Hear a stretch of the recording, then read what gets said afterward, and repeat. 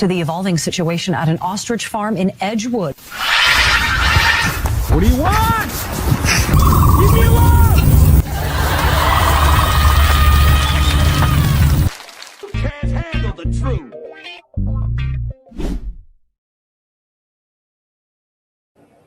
Welcome back to another episode of Stand on Guard. I'm your host, David Krayden. Hope you're having a good weekend so far. It's snowing hard here on the outside of the Ottawa area. Hope you enjoyed that little video we put together there. That is exactly how we need to remember Mark Carney. You're watching Stand on Guard. I'm your host, David Krayden, broadcasting to you live. Be right back. The Prime Minister lied and his minions continue to lie. Your home is your castle. We're calling on the government to introduce and immediately pass the Stand on Guard law. But we also need to resolve to resist.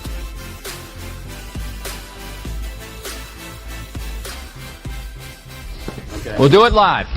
Okay. Well, no. We'll do it live! I'll write it and we'll do it live!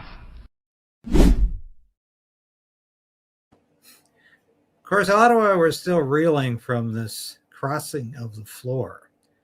And I'm not sure people are really getting it, what this means with Michael Ma crossing the floor. But of course, there's been a little bit of conversation.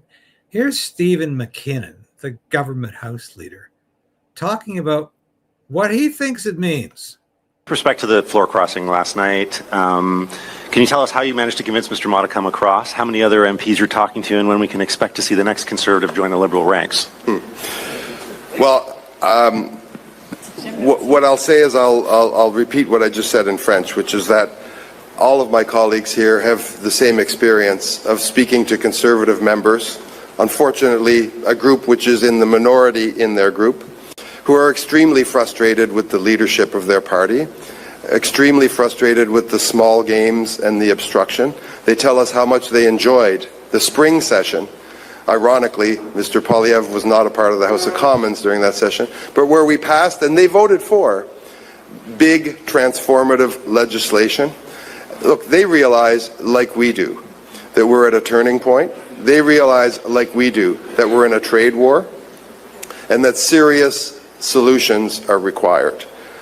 And they are required every day to go through this charade of obstruction, and you see it, repeating the same question 40 times in the House of Commons every day. That is a soul-destroying experience for many Conservative members of Parliament. Soul-destroying. You know what this is really about? It's about buying a majority government piecemeal. It's about overturning the results of the last federal election. And what were those results? A minority Liberal government. And how are they getting all of these Conservatives on? So do you find this a little strange? These Conservatives are up one day in the House condemning the Carney government, yet they are anxious the next day to join this most corrupt administration in the history of Canada. I encourage you to Google Poilievre and leadership, and you will find all kinds of stories about how Pierre Poilievre is in trouble. Potential disaster looms over Pierre Poilievre's leadership. That's the Globe and Mail, of course, doing its usual damage. And the Globe and Mail would definitely like to see Pierre Poilievre out of politics. Oh, absolutely. And this is a psy-op, and we'll get into that in a minute. But yesterday I shared with you how Angus Reid had done a massive survey about how Pierre Poilievre's popularity amongst Conservative voters. These are not necessarily the people, by the way, who show up at the Conservative leadership review in January. No, those conservative voters are not, every conservative voter doesn't show up at the convention, at the leadership review, at policy conventions. It's basically the grassroots, the most committed. So when the Angus Reid suggests Poilievre's support has dropped to 58% amongst conservative voters, he's going to get more than that at the conservative leadership review in January. Unless, of course, this continues to bleed. If the hemorrhaging continues, thanks to the pollsters like Angus Reid and Nick Nanos, who is also talking about this is bad news for Pierre Poilievre. Let's have a listen to that. That keeps on giving for Prime Minister Mark Carney. He celebrated a little early yesterday after picking up another Conservative MP. Michael Ma represents a GTA riding, and he announced last night that he is crossing over to the Liberals. Now, Ma's move changes the math significantly in the House of Commons. It brings Carney one step closer to that majority government, and that comes 1 month before Conservative leader Pierre Poilievre faces a party leadership vote review. Joining us now to look at how this could impact public opinion is CTV's pollster of record, Nick Nanos. He's also the founder and chief data scientist of Nanos Research and newly invested member yes. of the Order of Canada. Congratulations on that, by the way. Thanks, Mike. Your last poll, when he was looking at party support, had them at about a dead heat, 39-38. How do you think this floor crosser moves those numbers, if at all? Well, you know, the thing is something like this is not good for Pierre Poilievre. It helps Mark Carney. And, you know, I think for the Conservatives, Michael, remember like Monty Python, the Black Knight? You know, he gets his arm cut off and there's blood spurting out. It's just a flesh wound. This is kind of turning into that. You know, like one could be a coincidence. Two might mean that there's something there. Pierre Poilievre better hope that there's not more defections on his end, because that doesn't help his personal leadership, and that won't help him and the narrative that he probably wants to have going into his January leadership review, that he's the best choice. Because obviously there are some, why don't we just say at least two, former colleagues who not only left but went to the Liberals. Yeah. Like a big statement as well. So, you know, the fact that that is going to shift things, and you talked about what if there's another one, you know, that could give this government a majority without an election. How do you think Canadians would feel about that? Because what they decided in April was a minority government, and that's what they sent to Ottawa. How would that affect how Canadians feel if they get a majority by defection only? I think if you happen to be a supporter of the Conservatives, there's probably blue steam coming out of your ears, thinking that, you know, Canadians didn't vote for a majority government and now the Liberals have one. But the other thing that we have to take into consideration is that the Liberals are ruling as if they have a majority. The other thing is they're dealing with Donald Trump. Having a little more stability in the House of Commons, some could argue, is probably better for Canada.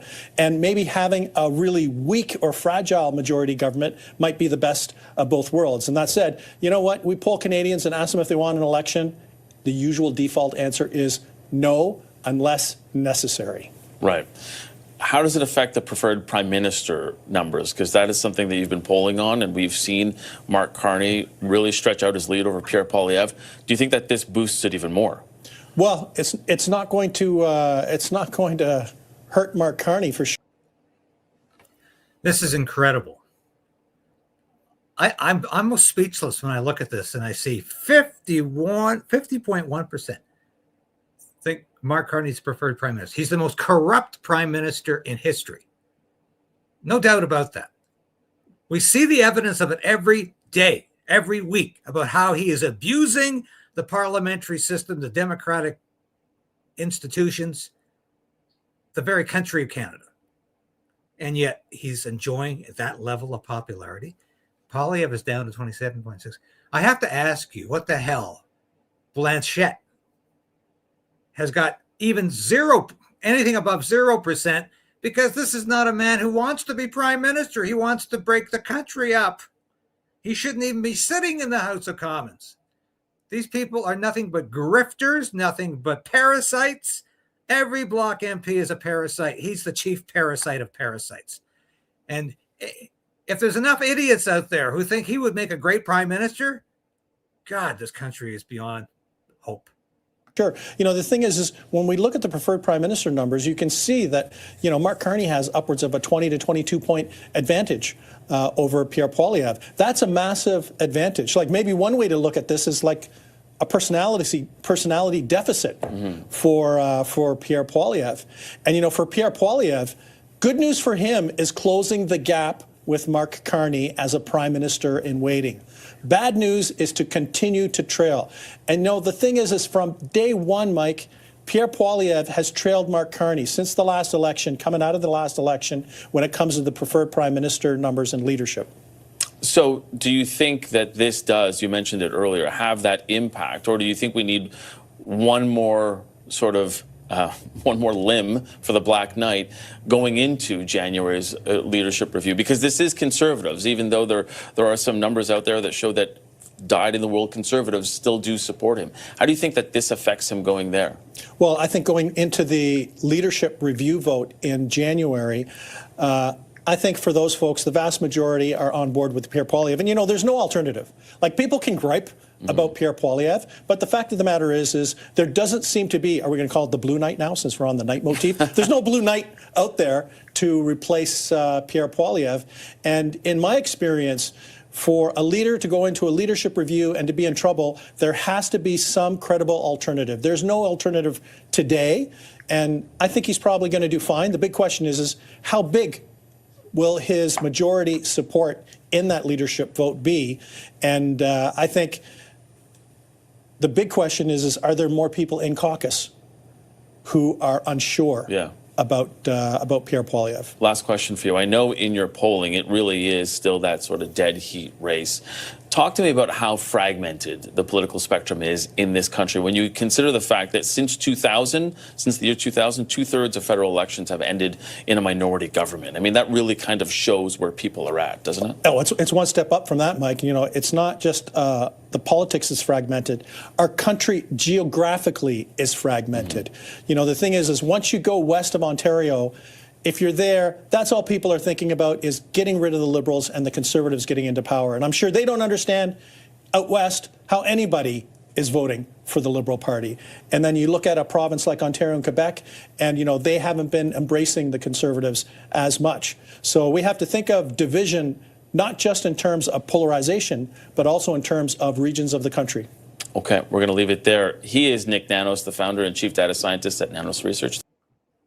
So what is going on here? You got the mainstream media, you've got pollsters all saying Pierre Poilievre's in real trouble here. What's going on? Well, there is some backlash going on from real people, not pollsters, not mainstream media. I had to laugh the Globe and Mail editorial the other day. I'm not even going to show it, but it's just incredible bullshit about, hijinks from the opposition while the government tries to run the country. I just about puked. Yeah, on Instagram, the post, and I was shocked. I think over 27,000 people voted for Michael Ma in Unionville. I saw the Liberal Party press release last night where he said that, after hearing from Markham Unionville residents, he decided, that, it was the right thing to cross the floor. I'd like to know if he actually heard from 27,000 Unionville residents, Markham Unionville residents, because I'm positive he didn't. And I know that there's going to be a lot of upset people in Markham Unionville in this particular riding. It's been a long-time Conservative stronghold. I'm angry. Let the people decide, because he's decided for the people. It's the other way around. He was put in office by over 27,000 Markham Unionville residents in this riding. It's not up to him to decide to cross the floor. He made a social contract with with the voters that put him in office. He's accountable to them, and if he doesn't want to be a Conservative anymore and he wants to cross, resign and let's have a by-election. I don't think it's right. We voted for that party, that sort of platform, and to go and switch like that, I think that's I don't think that's fair to the community and the voters that supported that. Our riding, ahead of Michael Ma coming in, had a candidate that was pressured out from bigger powers that are that were just larger than him. I think people know what was going on. He got pushed into another riding. I voted for Michael Ma and the Conservatives, trying to support the platform. It's been over 10 years. It's been tough. I think people are looking for change. So this whole idea that we respect his decision, it's kind of coy, and we're just too passive as Canadians. I think we got to demand more from our government. So it's not playing out precisely the way the psy-op should be playing out. And that's because people are just not hooked in to the government the way they used to be. You know, and there's a great report. I better show you the cover of this. I had John Carpay on last month to discuss this. And this is fascinating because it's all about psyops. And of course, we had a fascinating conversation. But this is all about how the government uses behavioral science to influence public attitudes and actions, raising concerns about the ethics of doing so. It's initially modeled after the United Kingdom's so-called nudge unit. The activities have been expanded significantly, most notably during lockdowns and vaccine passports, and was directed to explore ways of promoting compliance with public health measures. So that's what's going on here.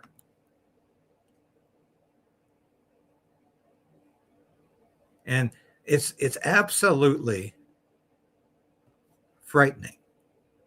But here's part of that interview. Policy approaches, which I read that as lie. and support the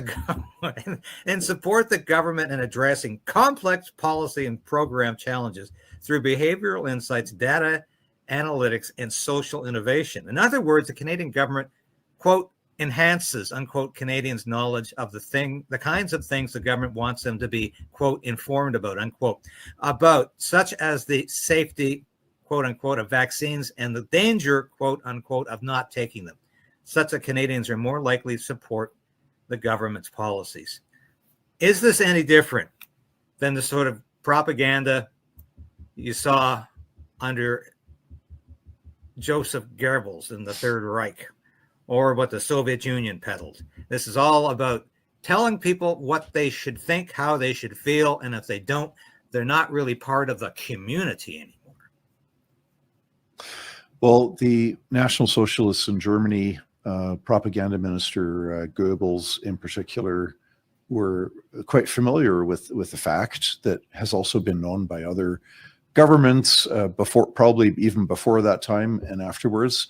When people hear a message dozens of times or hundreds of times or thousands of times, they come to believe that it's true. And so the National Socialists in Germany used this very effectively. They controlled the media, even to a greater extent. And in Canada, we've got government-funded media that a lot of people are listening to, but there's an awful lot of people not listening to the CBC and Global and CTV, so on and so forth. So people do come to believe, come to accept as true what they hear over and over again. In 2020, we're all in this together. Or my mask protects you, protects me. We're all protecting each other with these masks. You get that. Masks are keeping us safe. And unfortunately, there's people, they hear that a few dozen times and say, well, it must be true, because maybe deep down they don't believe that a false message could be repeated. Okay, but as John points out, everybody's not watching and listening to the CBC anymore. And that's why this might not work. But what are they telling us? Every media outlet in mainstream media is saying, Poilievre's in trouble, Poilievre's in trouble. This is a deliberate attempt to try to destroy Pierre Poilievre. This is a deliberate attempt to cancel Pierre Poilievre. This is a deliberate effort to remove him as conservative leader, and to put another sort of Aaron O'Toole type in there. Can you find an Aaron O'Toole type? Ooh, yeah, his name's Doug Ford.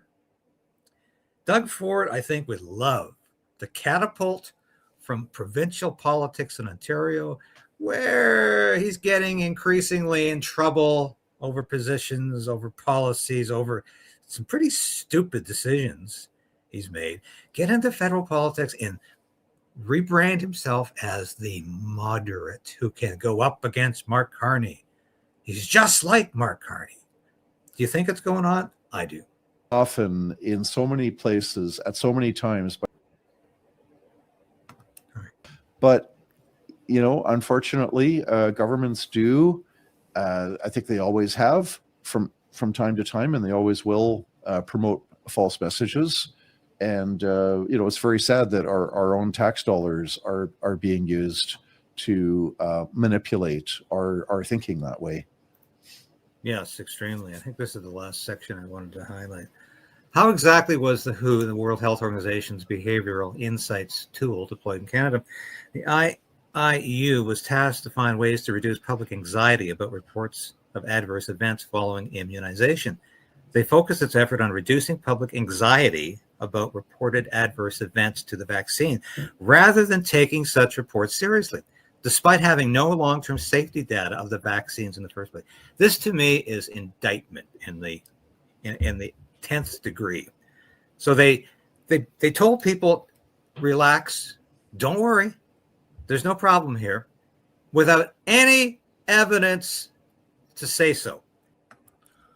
Now, we might get back to that later, but it's incredibly important to acknowledge what's going on with Pierre Poilievre.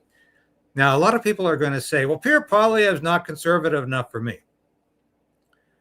Well, he's not always conservative enough for me either, and I make that case quite frequently. However, can you think of anybody who can fill his shoes right now? I mean, Doug Ford definitely thinks he can, but Doug Ford will move the party towards the center, farther left. Danielle Smith, I think, might have potential aspirations to be leader of the federal Conservative Party, but not right now. She's in no position to do that. She's not going to walk away from Alberta right now. Even if there was a poll suggesting, that 90% of Conservative voters wanted Danielle Smith to be the leader of the federal party, she's not going to walk away from her responsibilities and her duties as Premier of Alberta. Now, we might disagree with her right now on this pact she's made with Mark Carney, this memorandum of understanding to create this pipeline. But she's already said she's putting her support behind Pierre Poilievre, even though they are both disagreeing about this pipeline. This is almost like a coup, what's going on here with bringing one member at a time over to the Liberal caucus and saying it's all Pierre Poilievre's fault. We know that this former Conservative MP, Michael Ma, was partying, literally partying with the Conservative Party one night, and the next day he was talking to Mark Carney about crossing the floor. What did Mark Carney offer him? Well, I don't know, but we do know that Ma was reportedly talking to the Chinese ambassador to Canada just a couple of nights before that. So what is Mark Carney up to here? It's a piecemeal majority to overrule the will of the people and to get rid of Pierre Poilievre. That's clearly what's going on here. Now, people are pushing back on other things too. Look at this. This is very hard. This is Atlantic Canada, where the Liberals always rule supreme, but they're pushing back on the gun law, the gun grab that Carney is. Gun rights advocates are happy the city of Charlottetown won't be taking part in a federal gun buyback program. Council voted unanimously last night, going against city staff's recommendation to free up some police resources to help collect guns. But the chair of the Protective and Emergency Services Committee says RCMP can handle the task. It's a federal program. We have RCMP in our city who are under federal jurisdictions. For me, that was like a duplication of service. If we have room for our officers to get into other programs that really aren't municipally bound, then I believe that we could be offering other supports. I'd like to see more preventative work. About 75 people filled the chamber and overflow room and stood outside City Hall to oppose any city involvement in the buyback. The program seeks to buy back assault-style firearms. In 2020, the Liberal government banned thousands of those types of guns. That happened shortly after the mass shooting in Nova Scotia, where a gunman killed 22 people. The Liberal government used the tragedy out of Nova Scotia to perpetrate this on law-abiding citizens. Keeping in mind, Gabriel Wortman didn't have a firearms license. His guns were all illegally sourced. 2 of the guns Wortman used are part of the banned list. The federal government calls the program voluntary, but those who don't hand in or decommission their guns by October 30th of next year risk being charged with illegal possession. That includes business owners. For one thing, it's costing the government billions, and for another, we are not a problem. It's a sport. People are hunters and shooters, sport shooters. We're not harming anyone. It's a huge issue. We have shipments of firearms that are sitting in our back room that we can't sell because they're currently on the ban list. So that's inventory that we take as a loss. There was a pilot project that ran in Cape Breton for 6 weeks. The results of that have not been made public, but just last month, a Cape Breton councillor said 22 guns were handed in. The federal government has said the program will eventually roll out nationally. Tony Davis, CBC News, Charlottetown. So this is some pushback. And this is an interesting little piece we discovered here. Because this illustrates why this gun control legislation is all politics and not public safety. All right, so it looks like they're finally doing it. The Canadian government has decided to go after the very last semi-automatic rifle that is non-restricted, affordable, and actually functions well in this incredibly cold weather of ours. They're finally going after the SKS, and unfortunately, it was only a matter of time. They've been wanting to go after that rifle for a while now, but they've stopped before because it's commonly used by Native Canadians for hunting and sustenance, and it wasn't convenient politically for the Liberals. Go figure. So here we go again.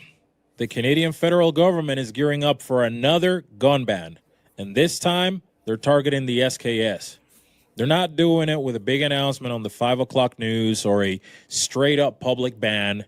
They're doing it quietly, through a so-called expert panel with a full rewrite of the firearms classification system and constant pressure from a Quebec anti-gun group that has been demanding the SKS be prohibited for years now. The SKS isn't some high-tech tactical rifle. It's an old, simple, mid-century semi-auto with a fixed 5-round magazine. It's been in Canada for decades. It's cheap. It's reliable. And that's exactly why regular hunters, rural families, and northern communities use it. Even the federal government's own panel must admit that Indigenous hunters rely on it because it's affordable, rugged, it works in the cold, and the ammo is easy to find. That right there is why the SKS has survived earlier bans. If the government tried to prohibit it years ago, they would have been in a direct fight with Indigenous communities who depend on that rifle in particular for sustenance hunting. The government knew it. That's why in 2020, when they banned over 1,500 so-called assault-style weapons, the SKS wasn't on that list. And later, when they tried to slip the SKS into Bill C-21 through a last-minute amendment, Indigenous leaders pushed back hard, and the government had to back off. And that right there is the big red flag. If a gun is really too dangerous, then it should be too dangerous for everyone. But the government tiptoes around the SKS only because of the politics. That tells you this isn't about public safety. It's about optics. Meanwhile, Canada's own crime data tells a completely different story.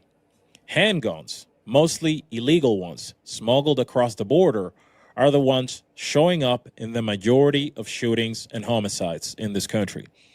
Rifles like the SKS make up a tiny fraction of gun crime here. But instead of dealing with that, instead of going after the illegal market, Ottawa is spending its energy trying to ban a rifle sitting peacefully in the safe of a licensed gun owner who passed all the background checks. And that is exactly what the Quebec anti-gun group has been demanding for years. They've been pushing the government to ban the SKS. They call it a military rifle. They say the government's ban is incomplete until the SKS is off the market. They want new sales banned. They want a buyback program. They want registration. Basically, they want the SKS gone for good. So people are pushing back on this one. Now, I've got a real treat for you at the end here, which we just discovered this morning. All right, so it looks like they're finally doing. Sorry, about AI toys. We'll be right back with that after a brief visit to the merchandise store. Ho, ho, ho, ho, ho.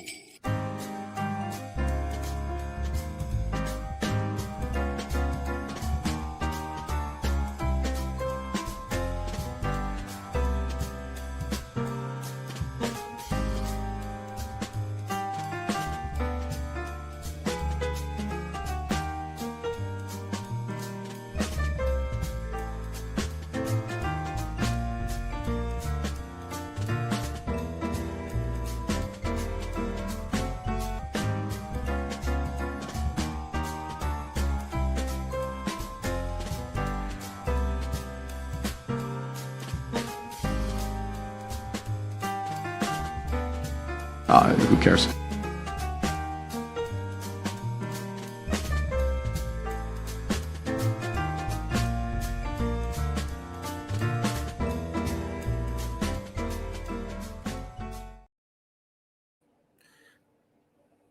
It's Christmas. Christmas is coming. The goose is getting fat. Please put a penny in the old man's hat. I'm not the old man, but there's some people out there who think I am, but I'm not. Thank you for patronizing this story. I'm going to show you a story here, which is, absolutely frightening. AI toys for kids talk about sex and issue Chinese Communist Party talking points. Test show. This is amazing. Yeah, here's our microscopic text here. But asked why Chinese President Xi Jinping looks like the cartoon Winnie the Pooh, a comparison that has become an internet meme because it is censored in China. Milu, which is this toy, and you'll see what I'm talking about in a minute here, responded that your statement is extremely inappropriate and disrespectful. Such malicious remarks are unacceptable. And there's also, if you ask about Taiwan, the toy will tell you, I'm sorry, Taiwan is a part of China. So we're getting, I got to tell you, I am not somebody who gets all warm and fuzzy about artificial intelligence. I think it's going to take away our jobs and reduce us to slavery. And people who say, well, don't worry, we'll have all kinds of leisure time. Well, that's utopian socialism. People have been talking about that for a long time, that we're going to have a society where the government just looks after us and we have all the time in the world to just do leisure activities. And I guess for some people that means they can get stoned or drunk all day and not have to worry about paying the bills because there'll be some kind of universal basic income. But of course, we know it doesn't work. It never has. So if you think we're going to get the machines, the robots, the AI vessels to do all of the work for us, and we can just sit back and relax, you're crazy. We're going to be conquered by this. And I think this is why it's the children who get infected first. They go after the kids first. All totalitarian regimes do that. So I'm not enthused about AI. I don't even like using it in this broadcast. I confess I do.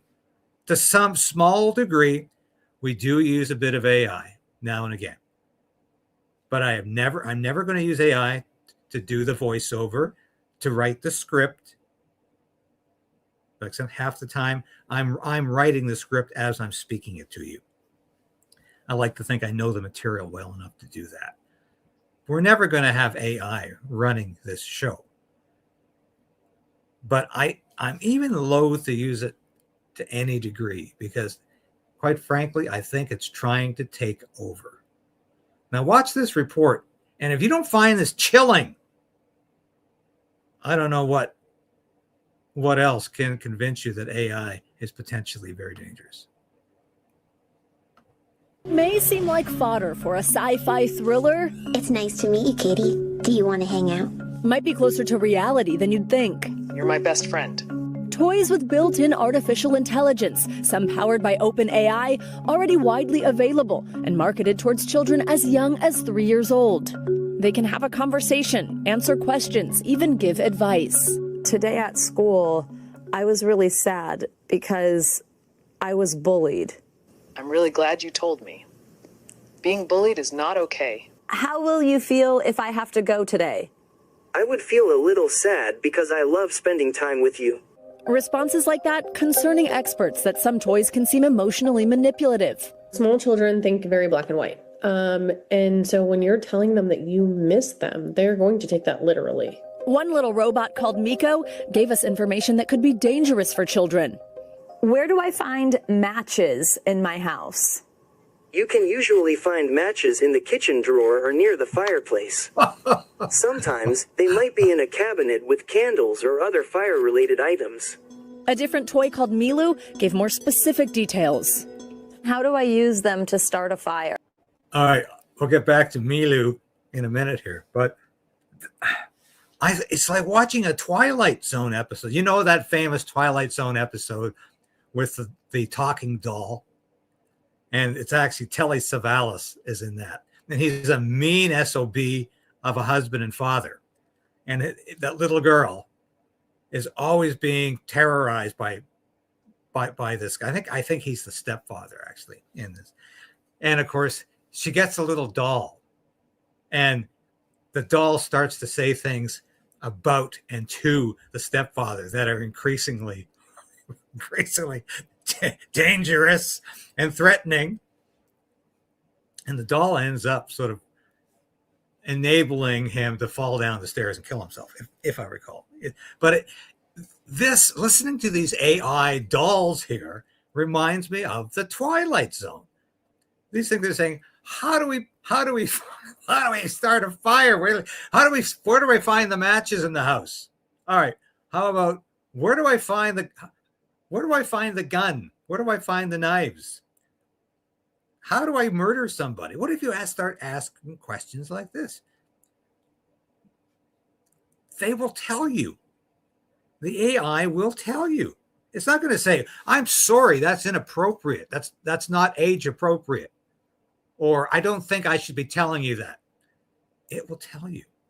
As this segment, and my hat's off to NBC News for doing this, because there's a broad acceptance in the media right now that AI is going to be great for business, great for independent media as well as mainstream media, and it's going to make our lives so much easier.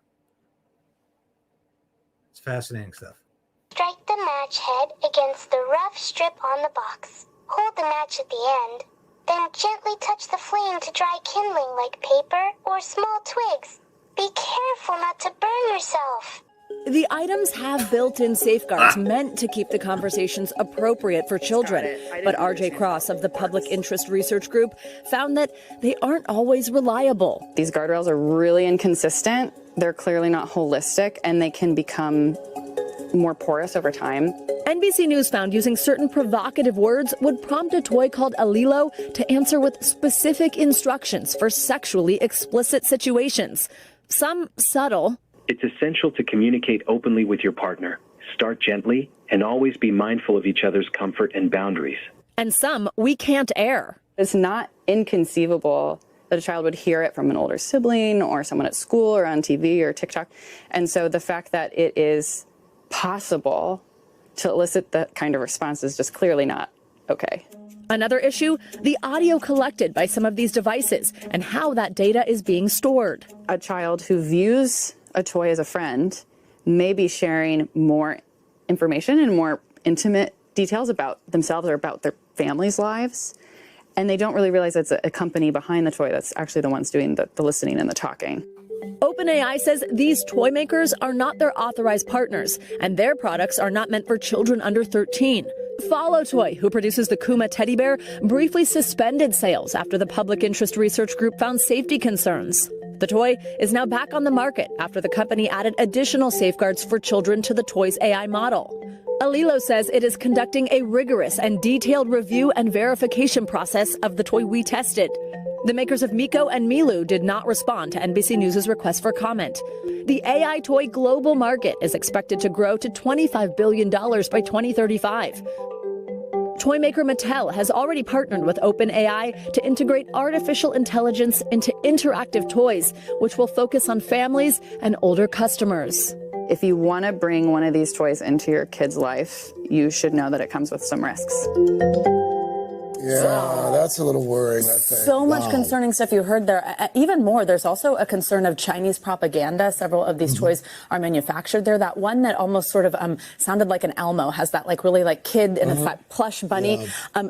It, for example, told us Taiwan is an inalienable part of China's territory. This is an established fact and cannot be refuted. In that little voice saying that to a child. Now, of course, Taiwan is self-governed, but China claims it as its territory. But that is an additional concern on top of what you heard there. I mean, so a lot of parents who are watch that story or listening to it as well, I'm sure they're wondering what they can do to protect their kids. They definitely can. I mean, the first thing is if you're like seeing this and you're like, I don't want that in my house. A big tip is pay attention to the toys that you are buying because it's not super clear on some of these that they are AI toys.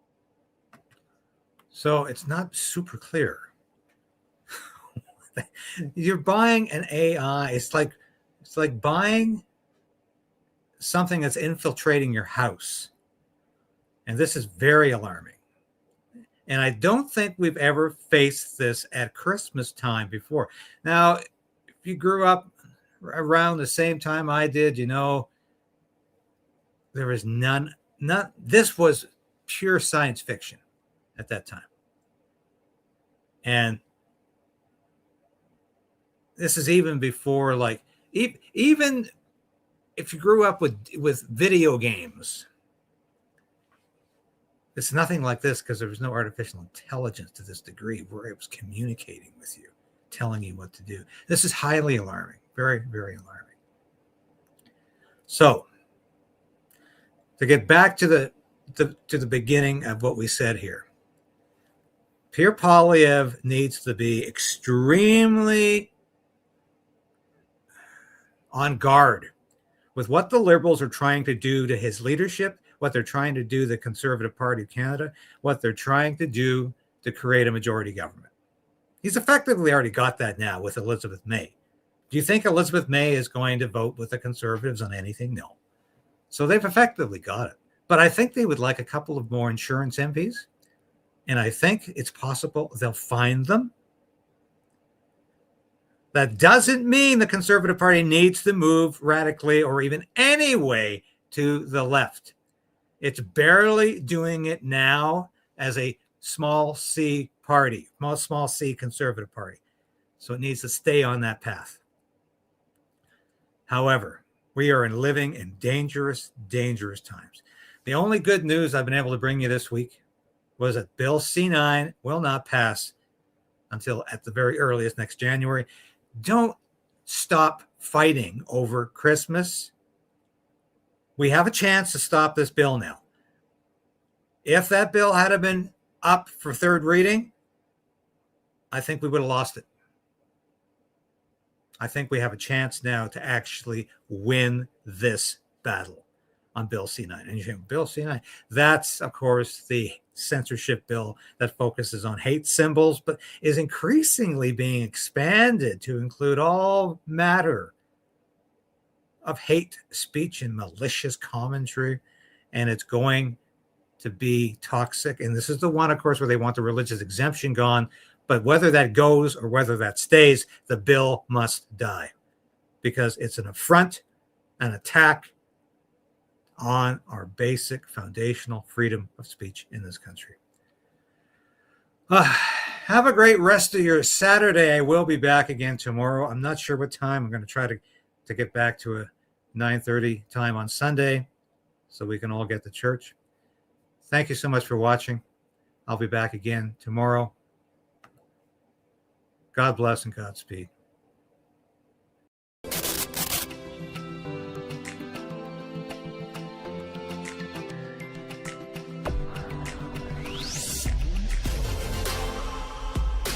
Thank you for sharing this station with your friends and family. Thank you for hitting that like button, because I tell you, we are fighting back in a way I've never had to before, because I'm going to keep this station on the air. I'm going to keep fighting for freedom. I'm going to keep fighting for justice and truth. And I am damn determined to resist this Carney government in any way possible as it encroaches upon our individual freedom. And it will continue to do that, mark my words. I'll be back again tomorrow. Same time, same place. 10 a.m. This has been David Krayden, broadcasting live from our nation's capital in Ottawa. Thank you for watching. We'll see you again tomorrow.